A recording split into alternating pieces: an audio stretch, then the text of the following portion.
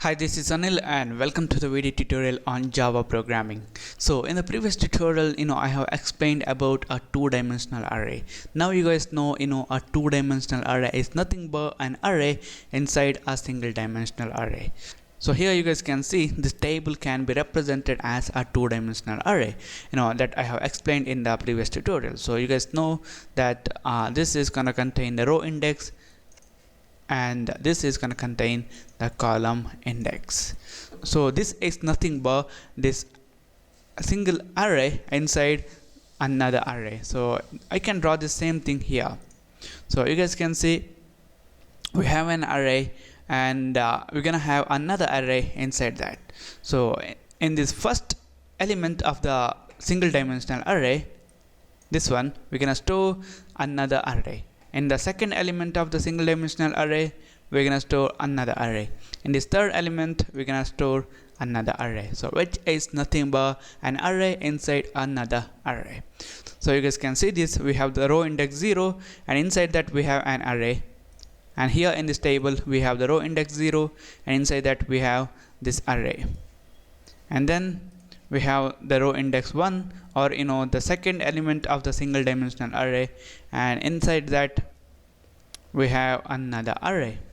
And you guys can see this second element of this single dimensional array, which is having the index 1, we have this array. And then in the third element of the single dimensional array, we have another array, which is this one. Alright guys, a two-dimensional array is nothing but having an array inside a single dimensional array.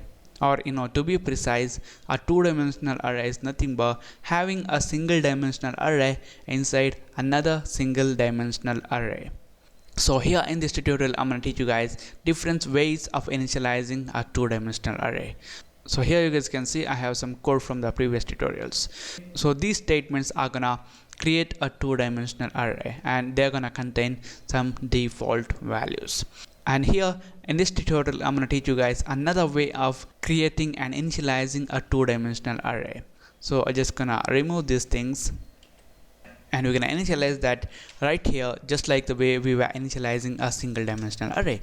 So let's say here you wanted to initialize a single dimensional array, then you were using a pair of curly braces, and between these curly braces we were writing the elements, 22, 55, 77, like that.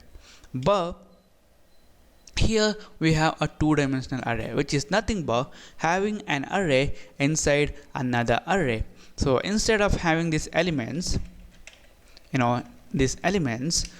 what we're gonna do is we're gonna initialize another array.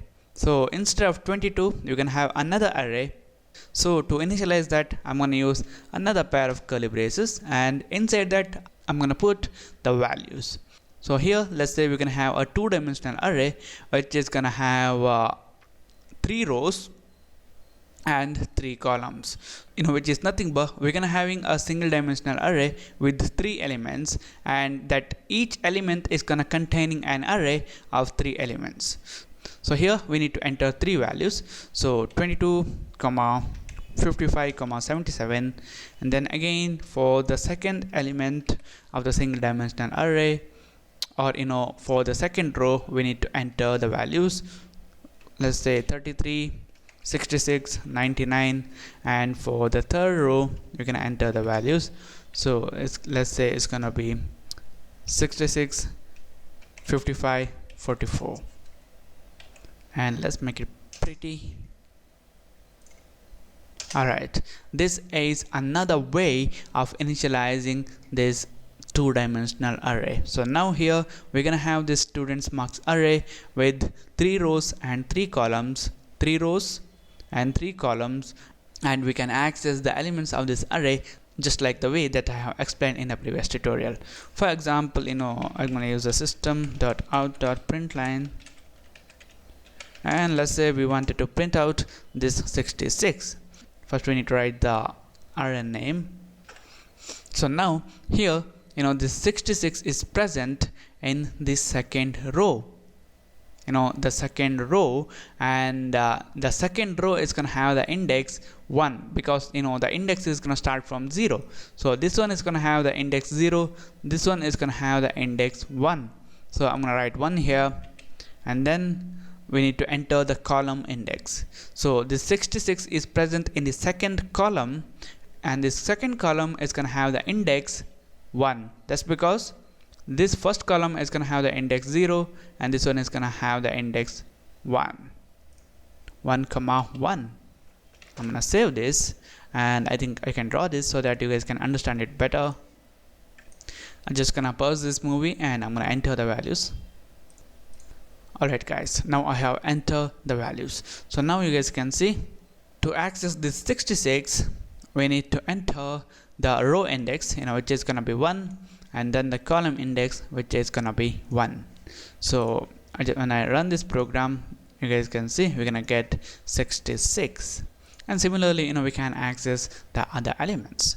So here, the next thing that I want you guys to teach you is how to use the for loops and print out all the elements of this array. Before that, here you guys can see, we can get the length of this inner array, or length of this array by using the length property on it. And for this one also we're going to use the length property, and this one also we're going to use the length property. So the length property on this inner arrays are going to provide us how many elements are stored in the inner array, or how many elements are stored in the columns. And the length on this array is going to give us how many elements we have in this single array, which is nothing but how many rows we have. So we're going to have the length property to get this. So what we're going to do is, first we're going to loop through all the rows, and we're going to print out the values in that particular rows. So for that we're going to use the for loop. So it's going to be for, and our first for loop is going to loop through each rows. So I'm going to create a counter variable, and I'm going to call it as rows, or row equal to 0. The index start from 0, and then row is less than the array name, which is students marks dot length, and then I'm going to increment the value of the row. So it's going to be row plus plus. So now this for loop is going to loop through all these rows, 1, 2, 3, and if you have more rows, it's going to loop through all of them. And the next thing that we need to do is, we need to loop through all these inner arrays, or we need to loop through all these columns. For that, what we're going to do is, we're going to use another for loop. So it's going to be for, and we're going to be looping through the columns. So let's call it as column, and initialize this one to a value of 0, and then column less than the length of this inner array. So we can get the length of this array by using the row index on this array students marks, and then by using the length property.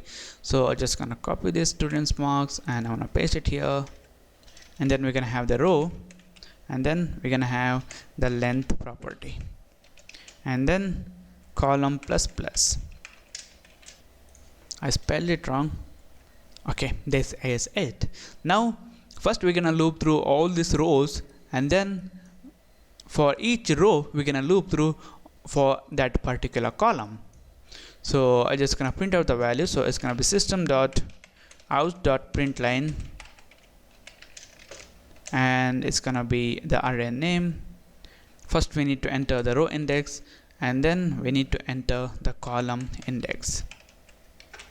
Alright, the next thing that we're gonna do is, we're just gonna use the print method here, and then after printing this value, we're just gonna add a tab, just to make it pretty.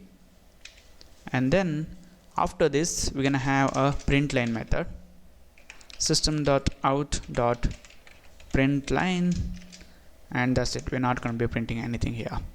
Alright, so now I'm gonna run this. Now you guys can see 22, 55, 77. So what happens here is, for the first iteration, our first for loop is going to point to the first row, and our inner for loop is going to point to the first element in that first row, which is the value 22. So it's going to print out 22. And then this inner loop is going to continue, and this is going to contain a column value 1. So at that time it's going to point to this one, and we're going to print that one. And then for the third iteration, it's going to contain a value of 2, and the index 2, and it's going to point to this 77, and we're just going to print it out. And then we have this new line, that's why we're going to come to new line. And then this outer for loop is going to contain a value of 1, and again it's going to print out all these elements 33, 66, 99. And then again it's going to contain a value of 2, and it's going to print out the value of this third row. So this is another method of initializing a two-dimensional array, and also this is how you guys can print out the value stored in a two-dimensional array by using the for loops. So thank you for watching, and don't forget to subscribe to my channel, and I'll see you in the next tutorial.